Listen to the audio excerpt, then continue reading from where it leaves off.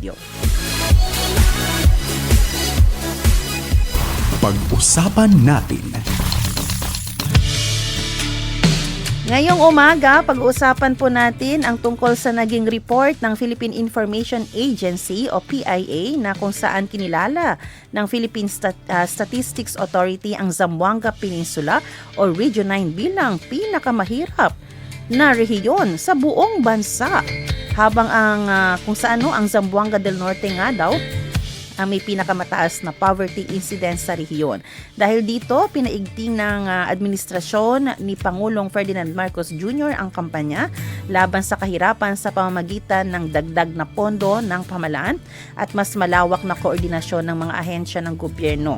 At sinabi naman ng National Anti-Poverty Commission o NAPC, Deputy Director General Esnaen Katong na layunin ng pamahalaan na mapababa nga sa single-digit poverty incidence ang rehiyon pagsapit ng June 30, 2028. Ngayong umaga ay pag-uusapan po natin din dito kung ano ba, papaano ito, ano ang programa na kanilang gustong gawin para ma-address ang issue ng kahirapan at ano ang naging dahilan po kung bakit bumagsak sa ganitong rating ang Zamboanga Peninsula. Dahil po dyan, makasama natin via Zoom si Miss Juliet Tigo, ang Regional Coordinator ng Basic Sector ng NAPC para pag-usapan tungkol dito nga sa Zamboanga Peninsula na pinakamahirap na rehiyon sa bansa. Ma'am Juliet, good morning. Welcome po sa ating program. Good morning at good morning sa lahat ng ating mga listeners sa DXAS 1116. So magandang umaga po sa lahat ng tagapakinig at magandang umaga po Pilipinas. So andito po tayo ngayon at via Zoom lang po tayo dahil very busy po ang inyong lingkod at sana'y mapag-usapan at masagot natin ng tama yung mga katanungan mamaya, ma'am, no? Yes po, oo. At kami nagpapasalamat dahil alam ko nga po yung pagka-busy nyo left and right pero nandito po kayo ngayon sa amin. Kasama namin kayo. Kasi medyo nagulat tayo. No, last year, Ma'am Juliet, alam ko po na pag-usapan natin itong dalawa. Pero parang hindi pa pinakamahirap ang Region 9 that time. Isa lang sa pinakamahirap. Yes. Tama po ba ako? Yes po. So it is a very sad truth na as of 2025 to 2028 ay ang PSA na survey 2023 o 2026 ang PSA survey ay ang pinakamahirap na po na probinsya ay ang Zamboanga del Norte. Mm-hmm. So at ang pinakamahirap na rehiyon ay ang Zamboanga Peninsula. Yung last na pag-usapan natin na pinakamahirap ay ang Barm Region. So ngayon po na-address na po, pangalawa na lang po ang Barm Region at nangunguna na po sa kahirapan ang Zamboanga del Norte. Mm-hmm. Ang ating probinsya ng Zamboanga del Norte. Mm-hmm. So yun, napag-usapan din yan during the second quarter of the RBSCC 9 in Pagadian together with the PIA. So pinag-usapan din po namin kung paano maituwid at paano ma-elevate kumbaga yung kahirapan ng Zamboanga Peninsula. Mm-mm. Pero ano po ang naging dahilan na ngayon na naging mas mahirap ang Region 9 ngayong 2023 to 2026? Ano po yung mga dahilan nito, Ma'am Juliet? So, yung BARM kasi, yung last na bakit sila na italaga na pinakamahirap dahil doon sa peace and security. Pero dahil ngayon natugunan po ng mga militar, ng ating gobyerno, ng BARM Ministry na mabigyan ng security ang lahat ng mga tao na pumupunta doon kaya umaangat po yung kanilang. Ibang kaso din po dito sa atin sa Rehiyon 9 kasi ang the poorest municipalities is the Siayan and Cebuco. Mm-hmm. Ito pong municipalities na ito ay ang pinakamakapal po na nandoon yung mga IP community. Mm-hmm. The Subanan tribe of this municipality. So, yung nakikita namin, according to the survey, that is 67.8 of magnitude ng pinakamahirap na lugar. At ito yung pinakamaraming IP community. So, kung kaya Dalawa naman, ang ano natin, dalawang bagay po kung tayo ay tinalaga na pinakamahirap, dalawang bagay. Una, ito po ay kahihiyan dahil tayo po yung pinakamahihirap na region. Pangalawa, it is an opportunity. Kasi bubuhos po ang mga programa ng gobyerno at ma-avail po ng ating mga kasama sa community. Siguro, ang pinakamabuti na lang natin gawin is to empower those na mahihirap na lugar. Kasi yung tinalaga po out of pinakamahirap ang Siayan po at as of the data, ang Siayan po ay the highest official poverty incidence as of May of 2026 of 67.8%, while the Cebuco is 65.2% ang kahirapan. So, magkalapit lang po tong dalawa. So, kaya nakikita din natin ito na opportunity. Ang number one na hinaing nila ang kanilang agrikultura, kung dito tayo sa Siayan, kasi agriculture land yan siya. So, kaya yan ang mahirap dahil hindi siguro na-address yung need ng mga agriculture. And pangalawa, yung road, yung kanilang farm to market road. Hindi naabot yung target na maitawid yung mga tao na nandoon. At dito naman tayo sa Cebuco, bakit sila din ang pangalawa? Most of the people here ay mga nasa fisher folks or mga mananagat.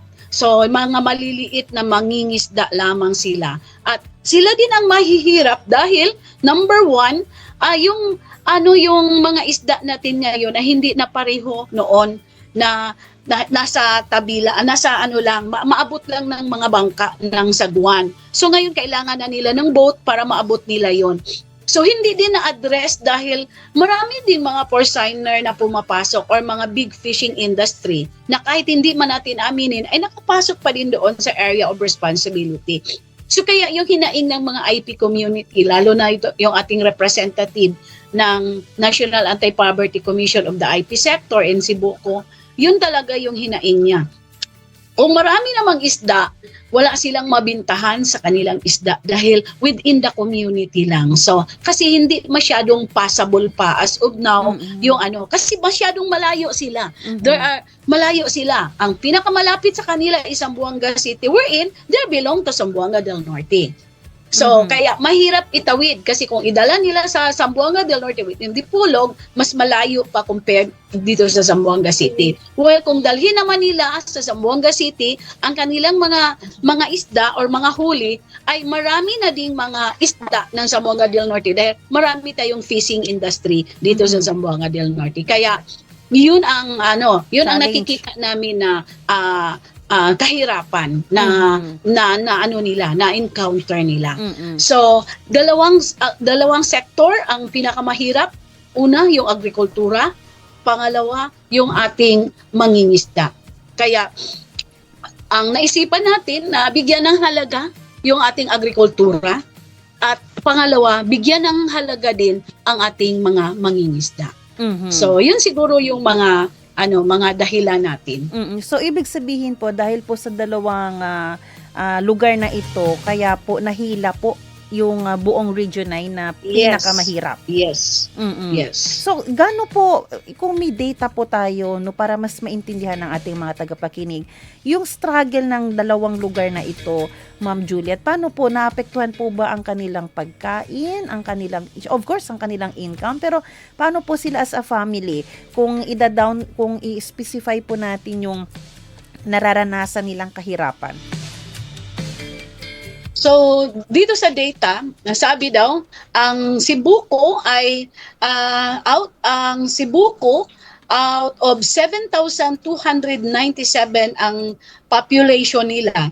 Ang 91.41% ang na-classified as a poorest of the poor. It means 9 out of 10 families of the municipalities ang hindi nakakain ng 3 beses sa isang araw. Kahit pa po covered sila ng purpose. So, yun ang data na nagsasabi. We're in Siayan, out of 67.8, ang ang 8 out of 10 na mga Pilipino doon ang hindi nakakain ng tama. 8 out of 10 ang hindi nakakain ng tama. So marami. So yung pag hindi, sabihin natin hindi nakakain ng tama, ang ibig sabihin hindi nila nakain yung morning, breakfast, lunch, and dinner. Siguro in the morning, kape na lang, tapos diretso na sa brunch, breakfast at lunch, then dinner. Minsan, siguro lugaw na lang yung kakainin para may may tawid lang yung makatulog lang sila. So yun ang data. So nakikita natin dito na even though they are in the agriculture land, mahirap sila. Siguro ang nakikita namin dito in our end of the National Anti-Poverty Commission ay turuan sila ng paano maghanap buhay doon sa kanila. So more on agriculture. So turuan natin sila, empowered natin ang community. Alam, yung IT community kasi pag meron silang land, tapos meron yang magkatabi doon, sila ay ayaw nila kasi ng gulo, kaya papabukid sila ng pabukid or palayo sila ng palayo sa karamihan kasi ayaw nila ng gulo. Lalong-lalo na pag merong nambubuli sa kanila. So, palayo yung mga tao. So, siguro yung nakikita natin is to empower them to avail those agriculture, mga ayuda ng mga agriculture natin. So, maraming pera sa agrikultura pero hindi nila alam how to avail those programs. So, kaya mayroon tayong DA-SAAD, mayroon tayong mga free na mga abono, meron tayong free na mga seedlings. So hindi nila yun nakukuha dahil ilap yung mga IP community doon sa ating mga national government agency. At siguro ilap din sila doon sa mga leaders nila kasi ang IP community, even though na mayroon silang mga barangay captain, mayroon silang mayor, pero defend yan sila doon sa kanilang chieftain or sa kanilang timuay. Doon yan sila nag-defend. Kung ano yung sinasabi ng timuay, mas paniniwalaan nila yun kasi yun ang kultura nila i-compare doon sa barangay captain. Usually, pag dumating yung ayuda, ilagak yan doon sa barangay captain. Hindi na, late na dumating kay timuay. So usually, yung mga IP community, hindi nila na-avail yun. So ngayon, yung rule namin is to connect with those timuays or those IP leaders para ma-avail nila kung ano man yung mga ayuda or ano man yung mga help in the government agency para matulungan natin sila in that case in the agricultura. Same with the fisherman. So kung ano man yung mga programa ng BFAR na mga fishnet, yung mga anong programa ng BFAR na ma-avail nila, tulungan din natin. I talked to the IP community. I've been in Limpapa last week. So kausap ko yung nila IPMR and also the IP community, the pastor IP community in that area of Siboco. So yun talaga ang hinaing nila kasi una, palaging blackout. So yung mga isda na nahuli nila, nabulok na lang dahil walang ice. Kasi hindi naka-ice yung kanilang mga ref dahil blackout. Usually gabi lang may kuryente. Buong araw nandoon ako blackout. Yung ginawa nila doon sa kanila para wala pang signal. So ang ginawa nila doon sa kanilang PLDT, nag-connect talaga sila ng solar para magkakaroon lang ng ilaw yung kanilang PLDT para makakonect sila to the outside world. So parang may sariling mundo doon. So in the 3rd district kasi, masyadong malayo sa Kabihasnan. It travels 300 kilometers going to the city of Dipolog where yun nandoon yung ating governor. So hindi maabot masyado yung ating 3rd district from Liloy hanggang Siboco. So malayo siya. Usually yung ating mga MOOE or kung ano man yung mga programa ng Zamboanga del Norte ay malayong maabot in the 3rd district. dahil po malayong maabot sa transportation? Hindi naman sa transportation, may transportation. So pagka mag-ano kasi ng example, may bibigay ng 70 million ng lahat ng mga governor. Mhm. So ang 70 million dapat i-divide yon into third district. Mhm. So minsan pagka i-divide na siya into third district, dahil ang first district which is in Dapitan, the second district is in Dipolog, and the third district in Liloy. So minsan pisik na lang ba, ma'am? Kunti na lang talaga ang maabot sa kanila, kaya hindi na makaabot doon sa kaduluduluhan which is the Cebuco, Municipality of Cebuco, because the province itself in Zamboanga del Norte is very wide. Then hindi na makayang maabot doon. So kaya nga yun mga resolution namin, nag-uusap kami doon. Sabi namin, why not we come up into, gawin na lang itong ibang province, gawin natin itong Zamboanga Occidental para may sariling probinsya at maabot. Kasi yung sharing din ng Zamboanga Sibugay, third district din sila before. Then, mahirap din maabot yung IPL before. Mahirap talaga maabot ng mga blessings. Lalo na yung CI, yung kabasalan, mahirap yan maabot. Pero yung nagiging province na sila ng Zamboanga Sibugay, ito na, nag-boom ang ipil. Tingnan mo ngayon, tiningala na ang ipil. So maganda. So kaya, pag yung doon kami sa nag-usap-usap with those IPL leaders, sabi namin, why not we campaign na gawin na lang itong isang probinsya para maabot kayo. Kasi kayo yung sariling may pondo. Yes. Pero siguro, habang hindi pa yon, ang atin sigurong mga magawa habang hindi pa yon is to empower the community on how to avail those plans and programs of the different government agency para makonect natin sila. Our role in the NAPSI is to connect or to bridge those marginalized sectors. So wala naman kaming maraming pera. Sa amin is to bridge. So, and our mandate is to go to the poorest province or poorest municipality and to bridge them, to connect with the national government agency like DOLI, like DA, like BFAR. So yun ang mga ginagawa namin, TESDA. So yun ang mga ginagawa namin sa ngayon. So sa ngayon, kumuha tayo ng data kung ilan ang nasa agrikultura, ongoing yung ating pag-process, ilan yung natamaan ng mga, kasi mahaba din ang ating El Nino, So mahaba talaga. Kung putahan mo doon, wala talagang parang Tubig. Talaga walang tanim na nabubuhay pa sa ngayon dahil sa mahabang init. So kaya meron tayong mga kinokonect doon ngayon na magkuha sila ng mga lista para mailabi natin. According to the regional director din of DOLI, yung last na kausap namin during the third quarter meeting, sabi niya, tutukan natin itong mga municipality na itong Siayan, Sibuco, Calawit, Baligian.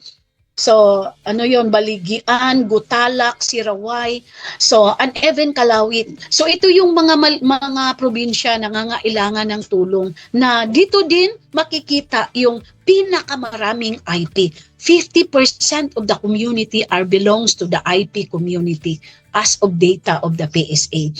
So, kaya yun ang aming tinitingnan ngayon na sana matulungan tayo ng ating mga national government to connect them and to connect to the community. Sa amin is to bridge to the community, then to bridge to the government agency. So si DOLI pa lang po yung nakamiting natin. Meeting pa natin si TESDA at even si DA. So may scheduled meeting pa kami for the DSWD and DA this month. So hindi pa na final.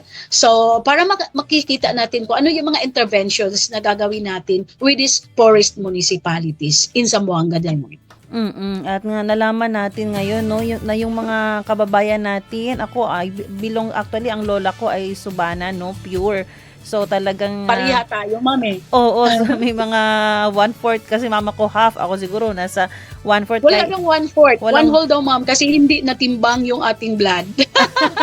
Oo. According to Timo ay nanding mo dai, sabi niya, sabi ko, I am 1/4 Subana. Sabi niya, ay hindi po natimbang yung blood niyo, kaya 1 whole ka. Ay, salamat naman, 1 whole ako. Oo, kaya ano tayo, no, yung nakikiisa tayo sa kanilang struggle ngayon. Kasi nga magkakapatid tayo, lalo na sa ating tribo. Yung tanong ko po, alam po natin na ang ating Pangulo ngayon, ang ating administrasyon ngayon ay gustong tutukan ngayon ang Region 9 dahil nga tayo ang pinakamahirap sa buong bansa. Yung tanong ko po, kasi kung dati may mga tulong na nga, pero sabi nyo nga po kanina, pisik lang, pwede ginda kanila. Kanang pisik lang, Yes. no? Ang gamay nga, yung buntot na lang ang naaabot sa kanila. Ano po yung magiging assurance natin that this time talagang maibibigay sa kanila ang para sa kanila? Yes, magandang tanong yan, ma'am. Yung natin ngayon, hindi tayo mag-focus doon sa ayuda. Kasi mostly kasi sa atin ay sa mga municipality na yan ay siya dependent on the ayuda. Ano yung mga four-piece ayuda, itong mga tupad at itong mga walang gutom program. So ito yung mga ayuda na binibigay na intervention ng ating Pangulo ngayon. So sa DOLE, nandoon sila ngayon on the tupad. So then sa DSWD nandoon yung mga 4-piece, then yung hindi nakasakay sa 4-piece or graduated in the 4-piece na pumunta doon sa walang gutom program na wherein binibigyan sila monthly ng food for the food security. Pero alam natin that this is not the long term. This is only the short term program of the president. And the very long term na hinihingi natin is the sustainable livelihood for those people na nandoon. So kaya, as of now, sinabi ko kanina, kumuha tayo ng data para for the sustainable livelihood na ibibigay natin sa kanila. Marami pong sustainable livelihood, gaya po ng greenhouse. So, magawa ng greenhouse yung mga IP community dahil doon yung mga tanim nila at hindi nakakainin ng peste dahil naka-greenhouse. Kasi usually, marami din, yun din ang pinipeste. Marami din talagang mga peste na sa kanilang agrikultura. Kaya yung amin ngayon na ini-intervention sa kanila is the greenhouse project na para meron naman yung net na nakatalukbong doon sa kanilang mga gardens at hindi makakain.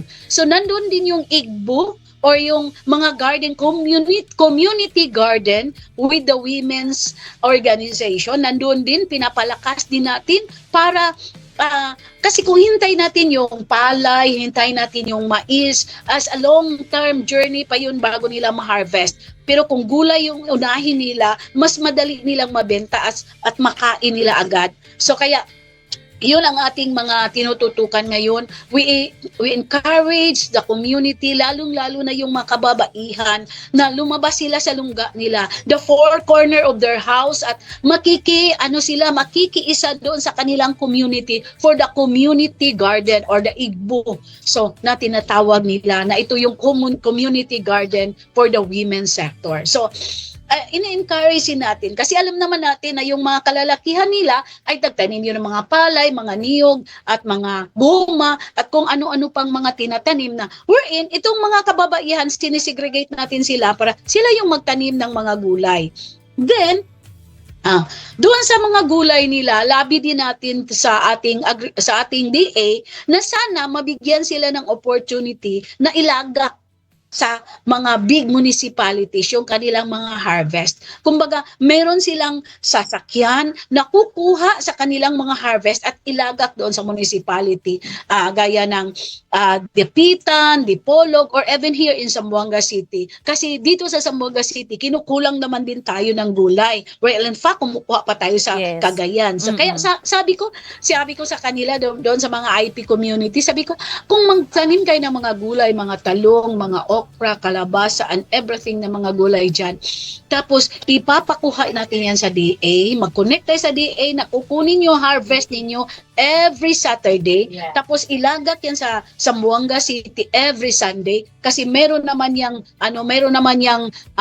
mga maraming bumibili, maraming community ng Zamboanga City, makabenta kayo. So yun ang mga interventions na nakausap natin doon. So hopefully magiging tulay tayo kasi wala naman tayong power. God uses us as an instrument to them to connect to the government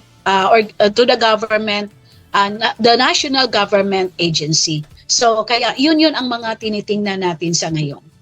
Actually po maganda po yung idea no na kasi nga medyo matagal kapag ano po yung na-mention nyo kanina kapag palay no yung kanilang itanim compare sa mga gulay, mais opo, madali. Kaya lang na-mention nyo rin po kanina Ma'am Juliet yung farm to market road isa yan sa mga struggle pa natin, yung tagtuyot pa na walang tubig. Papaano rin po natin yan masusolusyonan? Kailan po yan? Yung farm to market road pa naman talagang malakihang project ang planning ang kailangan gawin dyan. Kung wala pang corruption na mangyayari, mabuti sana para dire-diretso.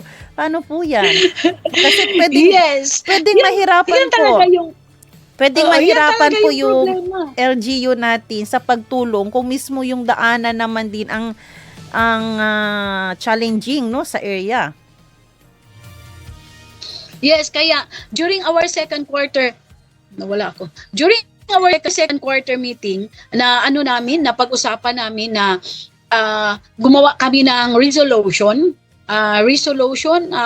addressing the governor of Zamboanga del Norte na iayos yung mga daan papuntang Sibuko. Not only kasi sa town ng Sibuko is maganda pero wala po diyan ang mga wala po diyan ang mga livelihood ng ating mga papunta doon sa may malapit sa dagat ay hindi maayos yung daan. Habal-habal lang po yung masakyan natin at papunta doon sa bundok naman ay habal-habal. When in fact, yung pumunta kami doon, yung jeep po ng army ang sinakyan namin kasi yun po ang kayang magdaan kasi matakot ako sa habal-habal kasi yung nila doon, yung habal-habal nila ma'am is may katig, so may flying tapos hindi ka magsakay dito sa likod ng driver dito ka sa gilid. Oo, may tawag dyan, nakalimutan ko lang. Basta, yung tawag yun? Skylab? Skylab yung tawag. So, yun, takot ako doon. Kaya sabi ko, pwede bang maghingi ng sa municipality? Kaya yung jeep ng sundalo yung nasakyan namin. So, nakikita natin in personal na hindi talaga gaano kaganda yung daan nila. At hindi kaaya-aya na paano mababenta yung kanilang mga product kung ganun ang daan. Hindi nila yun madala doon sa municipal, even in the municipality, hirap dalhin yung kanilang product. Kaya meron kaming resolution na pinadala namin sa governor. Then siguro pinadala din namin sa aming secretary na Secretary Lope para si Secretary Lope Santos po, yung NAPSI Secretary and lead convener, ang magpadala sa Pangulo doon sa resolution from the community through the RBSCC, which is the Regional Basic Sector Coordinating Council composed of 14 basic sectors para ipadala po doon kay Pangulo para makikita po ng Pangulo na ito po yung problema. At na-feature din namin doon na mayroon din tayong na-featured namin yung anong klaseng daan ang meron. So para malagyan po ng pondo ng farm to market road yung ating mga municipality na malayo sa community. Ayan po. Ma'am Juliet, how about po yung meron din po ba tayong tulong gustong ibigay sa ating mga IPs regarding education? Kasi alam ko po na kahit maganda yung idea ng livelihood, bibigyan natin sila ng mga seeds para po makapagtanim, pero iba pa rin po talaga pag alam niyo yun, educated din ang ating mga IPs. Ano po ang may naisip na po ba tayo paano sila matutulungan? So isa din yan sa mga napag-usapan namin with TESDA na sana magkakaroon ng learning ng TESDA kahit training lang man. So nakaano din namin yan na mabigyan sila ng tulong. Then siguro i-connect din natin with the DepEd na sana magkakaroon ng kahit turuan lang man itong mga IP community natin how to write their names. So pero hindi pa natin nagawa sa susunod yan kasi ang ating third council meeting ay gagawin natin sa Siocon para maabot natin yung si Buko, si Rawai, Baligian. So, invite natin sila. Magkakaroon po ng interagency meeting with the DepEd, with TESDA, with DOST, para ma-address po yung pangangailangan when it comes to empowerment doon sa ating mga IP community. So yun po yung mga nakikita natin. At invite din natin lahat ng mga TMOIs in the different barangays and mga IPMRs. Magkakaroon tayo ng learning session para sila mismo ay alam nila kung paano dalhin yung mga tao nila. Kasi sila ang kinatawan at kinikilala ng mga IP community. Sila lang ang kinikilalang leader.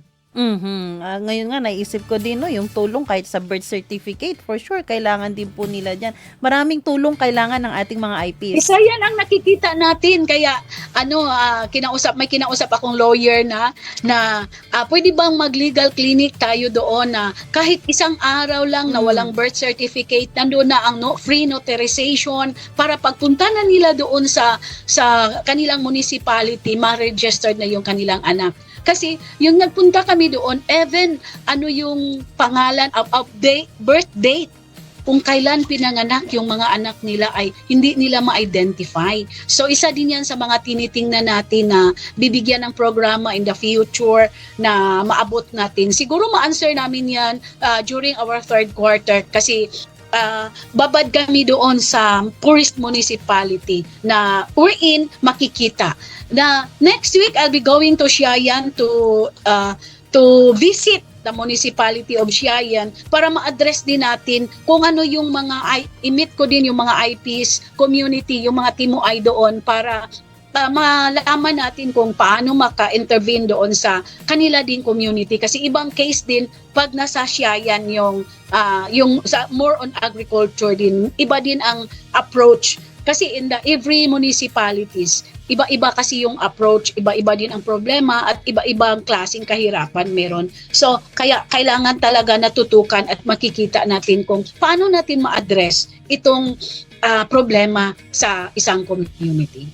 May nag-comment nga din po dito, sana mas maging madali po yung pag-approve ng mga government projects para po sa ating mga kababayan dito sa na-mention nyo po na lugar, si Buko. Kasi mahirap talaga din, Ma'am Juliet, kung maraming pagdadaanan ng mga approval, lalo na ang layo ng ating Pangulo, pag-aaralan pa yan. Yes. Oo, may sana makapag-isip ang ating government, yung kung kaya maging independent sa decision making, kayang ma-approve, bigyan agad ng tulong. Minsan yung challenge din kasi natin, tanggapin man natin o hindi, yung approval, yung proseso mismo sa government ang nagpapatagal minsan. Kasi itong farm to market road, for sure, matagal na ito na problema. So, hihintayin pa ba natin na naging dahilan din pala ito para maging mas maging mahirap ang ating mga IP. So, sana gumalaw ang ating gobyerno, yung bang kung pwede, mas padaliin ang mga approval at ang pagtingin sa mga pagkukulang sa ating mga lugar.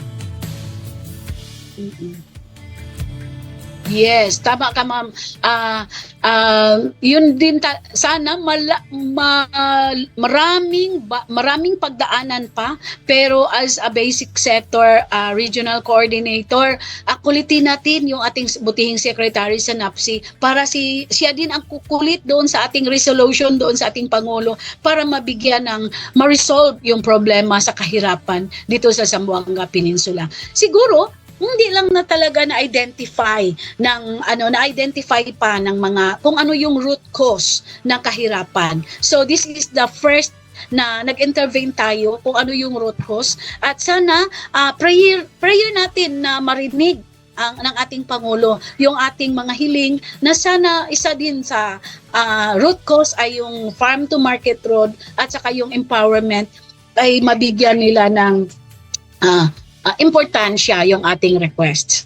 Ang prayer ko din ay wag pahirapan ang ating mga kababayan, wag pahirapan ang ating mga kababayan sa pagbibigay ayuda. Pero Ma'am Juliet, alam po natin sa kabila po ng ayuda na pwedeng ibigay ng ating gobyerno, ano po ang inyong mensahe po o panawagan sa ating mga IPs, no, lalo na dito sa Zamboanga Peninsula, ano ang pwede nilang gawin din upang makatulong sa kanilang sarili, sa kanilang pamilya para malabanan itong kahirapan, kasi ang laki po talaga ng portion ng mahihirap po sa kanila. No, imagine doon sa hindi na nga sila makakain ng 3 times a day, for sure yung once a day nila na meal, lugaw lang yun, makakamote lang yun, hindi pa talaga yung loaded na meal. So ano po kaya din ang pwede ding nilang gawing tulong sa sarili nila habang naghihintay, kung meron man, hopefully meron matanggap mula sa gobyerno na ayuda? So, ma'am, yung sa amin din ang mga nakikita ko na mga siguro yung mga gagawin natin ay kausapin natin yung mga IP ng isa, kasi sa mga problema din yung kanilang pag-approve ng kanilang ancestral land. So isa din yan ang mga hinaing nila noon pa man. Bata pa ako, problema na yung ancestral land. Hanggang ngayon, yun pa rin. At saka itong mga batas ng IPMR, parang nagkasuntukan sa batas din ng DNR. So dapat magkakaroon tayo ng intervention. Kaya doon our second quarter ay kasama po natin yung ating IP at saka yung patent natin sa DNR. Para ma-reconcile yung mga batas na ito malapit na sa ancestral land. So ito hindi ino-honor ng So kaya yung pakiusap at panawagan ko sa ating mga IPMR, sa ating mga IP leaders, sa ating mga IPS, na huwag kayong tumigil. Patuloy na ipaglaban ng IP community, kasi nasa NCIP yan, nasa IPRALO yan. So dapat kung ano yung sa IPRALO, huwag tayong magsawa na i-claim yon, kasi marami na din na mga nasa IPRALO na na-claim na. So nagawa ng bayog, nagawa ng ibang community, bakit hindi natin magawa? So huwag pang hinaan ng loob, patuloy natin ipaglaban ang ating mga karapatan, at huwag niyong kalimutan na most of all, empowerment, lalong-lalo na sa kababaihan. Huwag natin hayaan na itago yung mga kababaihan natin, turuan natin na lumabas sa kanilang lungga, sa four corner of their houses, para kung itong mga kababaihan ma-empowered, alam ko aangat, kasi ang mga kababaihan ay marami ang mga iniisip, mayroon budget, mayroon na yung nanay pa, mayroon na yung negosyante pa. So kung maturuan lang yan sa tamang proseso kung paano mabuhay at ma-elevate, mawala sa kahirapan, alam ko na aangat yung mga kabuhayan at pamumuhay diyan sa ating mga IP community or the poorest municipalities in Zamboanga del Norte.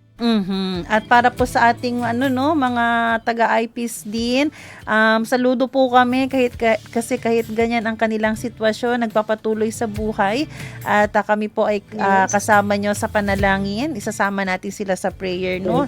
Yes, na kayo po one day makaranas po kayo ng yung maging okay po ang inyong kalagayan, no? Hindi nyo po problemahin ang pagkain nyo. Yan yung may peace ba na wala kayong poproblemahin na ngayong araw na ito, 3 times a day kayo makakakain. And patuloy natin ipag-pray ang ating gobyerno na hindi maging dahilan minsan bakit matagal ang ayuda, no? Kasi minsan po kahit mayroon tayong mga porsigidong mga leader, kung talaga yung proseso minsan sa gobyerno mahirap ibaba ang ayuda, matagal, problema pa rin talaga. So, Ma'am Juliet, maraming salamat po sa oras at panahon ninyo dito. Bago po tayo magtapos sa ating programa, please allow me to pray po, no, sa napag-usapan natin ngayon.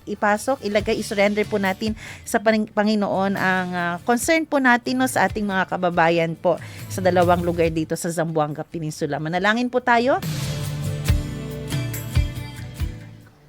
Our gracious and heavenly Father, Panginoon, unang-una sa lahat, pinupuri po namin kayo sa inyong kabutihan sa bawat isa sa amin. Maraming salamat po, Panginoon, dahil natuklasan po ngayon na may mga kababayan kami na mga IPs na nahihirapan, na kailangan po talaga ng ayuda. Sabi nyo nga po, Panginoon, sa inyong salita, ang mga mahihirap ay kailangan tulungan. Ang mga orphan, ang mga widow, yung mga nasa poor sector, Panginoon. Sila po ang kailangan bigyang tuon, bigyan ng ayuda, bigyan ng pansin. Lord, kami po ay nalulungkot sa kanilang sitwasyon, pero maraming salamat po dahil katulad ng NAPC o NAPC, nandyan po sila para tulungan ang aming mga kapatid, ang aming mga kababayan po. Panginoon, wag niyo po silang pabayaan. Wag niyo pong hayaan, Panginoon, na maging ganyan forever ang kanilang kalagayan, Panginoon. Panalangin namin na ang aming gobyerno ay mahabag sa kanilang kalagayan ngayon, mabigyan sila agad ng tulong, hindi na patatagalin pa, Lord, kung anong budget ang dapat ibigay sa kanila. Lord, allow it, Panginoon, na lahat ng magiging bahagi po ng pag-address ng issue na ito ay may integrity para buong-buo po ay matanggap ng aming mga kababayan sa 2 lugar na nabanggit kanina ng aming guest, Lord, ang ayuda, Panginoon. Lord, we pray, Lord, na magbago po ang kanilang buhay, na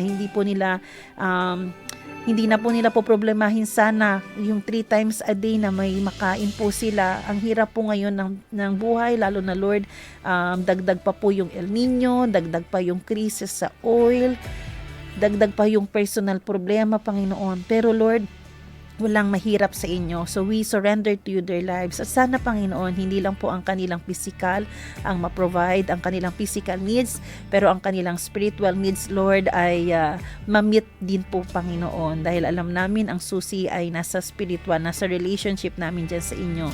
We pray, Lord, na ma-encounter din po nila kayo, Lord, as their Lord and personal Savior. Lahat ng mga hindrances, Lord, para hindi nila kayo makilala, we rebuke it in the mighty name of Jesus. Lord, we continue to pray na i-bless nyo po sila Ma'am Juliet, ang kanilang team, ang lahat po ng may mga puso para tulungan ng aming mga kababayan. At sana po, Panginoon, patuloy nyo pong patatagin sila, strengthen them, protect them, ilayo nyo po sila sa mga sakit para yung calling po nila ay mas magpatuloy, Panginoon, lalo na sa pagtulong nga po dito sa aming mga kababayan na mahihirap. Lord, we pray, Lord, na this year magkaroon po ng changes na wala nang mahirap pa sa bansang ito. And we pray, Lord, na itong mga kababayan namin na natakel, na discuss namin, may report din na umangat na, gumaan na, naging stable na po ang kanilang buhay. Maraming salamat po dahil kung mahal nyo kami, mahal nyo din po sila. No, lahat kami, Lord, ay pantay-pantay sa inyo. Lahat kami, nilikha nyo kami. Mahal nyo po kami. Maraming salamat, Lord, sa assurance, sa hope na bigay nyo sa bawat isa. Ito po ang aming samot dalangin sa pangalan ni Jesus. Amen.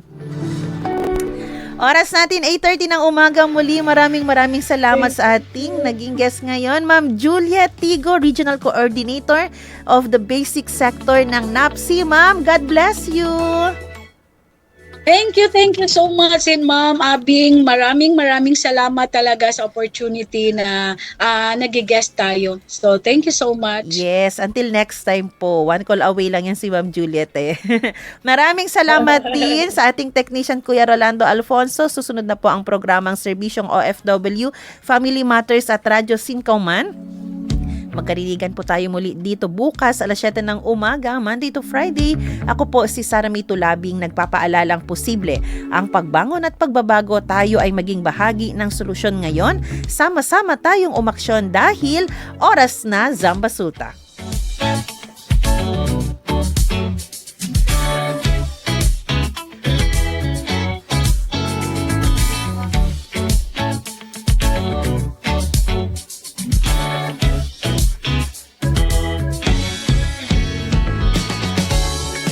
Inyong napakinggan ang programang Oras na Zambasulta. Para sa mga komento, mensahe o suhestyon, tumawag o mag-text sa 0916-296-6625 o sa 0998-844-1410. Hay, ano ba to? Ang dami na namang dahong nahulog.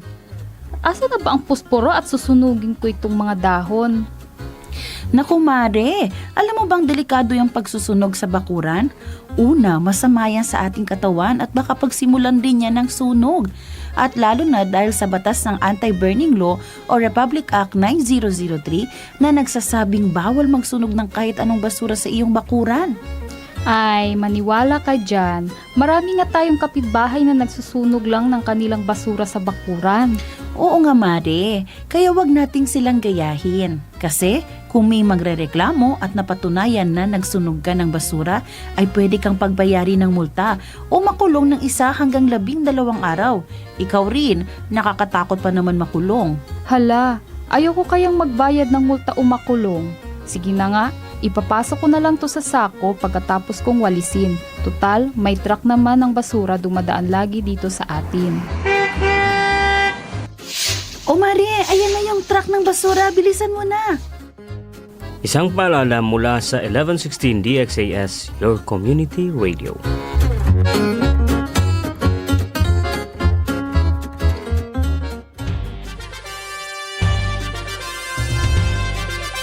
This is your community radio, 1116 DXAS, communicating Christ in our world.